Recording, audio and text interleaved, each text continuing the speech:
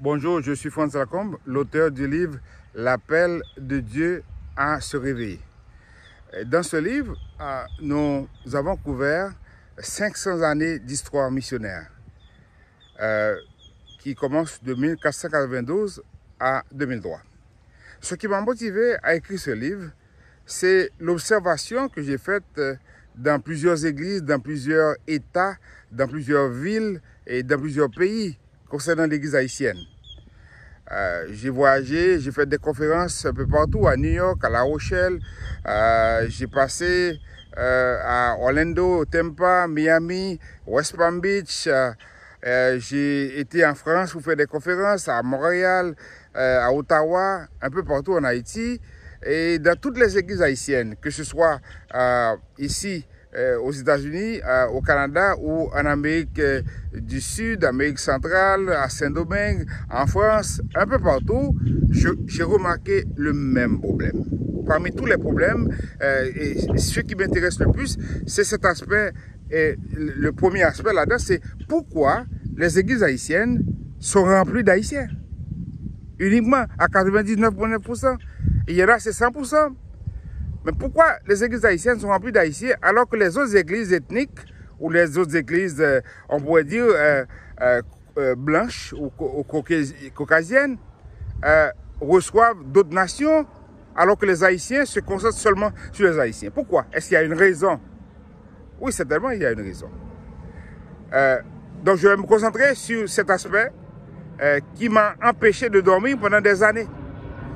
J'ai lutté avec ce problème pour essayer de comprendre, mais pourquoi les églises haïtiennes se focalisent particulièrement sur les Haïtiens? Pendant que j'étais à Moody comme étudiant au niveau de la maîtrise, je suivais un cours d'histoire de l'église. Et dans ce cours, le professeur nous avait demandé de préparer un sujet. Pour faire une longue histoire devenir courte, j'ai expliqué au professeur, voici mon problème. C'est que pourquoi les églises haïtiennes sont remplies d'Haïtiens et que les autres églises américaines ou d'autres églises hispaniques, des fois, accueillent d'autres peuples ethniques. Et il m'a demandé de venir à son bureau pour en parler. Et quand j'ai été le voir, il m'a expliqué, il m'a dit, ce problème que tu vois dans l'église haïtienne, si tu veux savoir exactement la source du problème, tu dois aller fouiller dans l'histoire. Donc c'est ce qui m'amène à écrire mon mémoire, en anglais on dit thesis, mon mémoire sur la grande commission dans l'église haïtienne.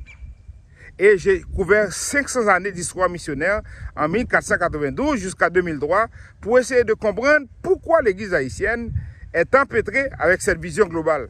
Pourquoi les autres églises supportent des missionnaires, envoient des missionnaires, les Haïtiens ne le font pas beaucoup. Donc mes amis, je vous donne rendez-vous de revenir pour d'autres clips, d'autres vidéos que je vais poster pour expliquer un peu qu'est-ce que vous allez trouver dans ce livre. Un livre suivant les recommandations d'autres auteurs qui ont écrit, qui ont donné des commentaires, que c'est un livre unique et moi je peux le dire en toute humilité, je n'ai pas encore vu une étude qui a été faite dans le cadre de la grande mission, la grande commission ou la grande mission, le grand projet de Dieu, qui parle de ce que nous retrouvons en particulier dans Matthieu 28, verset 19 à 20, où Matthieu nous dit, allez, faites de toutes les nations des disciples, les baptisant au nom du Père, du Fils et du Saint-Esprit, et enseignez-leur à observer tout ce que je vous ai prescrit, et voici, je suis avec vous tous les jours jusqu'à la fin des siècles. Et dans Marc chapitre 16, il nous a dit, allez partout le monde, prêcher la bonne nouvelle à toute la création, celui qui croira et qui sera baptisé sera sauvé, mais celui qui ne croira pas sera condamné. Bon, maintenant, pourquoi l'église haïtienne n'a pas cette vision globale, cette vision planétaire, cette vision internationale d'envahir le monde avec la prédication de l'évangile? C'est ce que je vous invite à retourner en vous abonnant, s'il vous plaît, à cette chaîne. Et puis, si vous voulez consulter notre site www.cime.ca,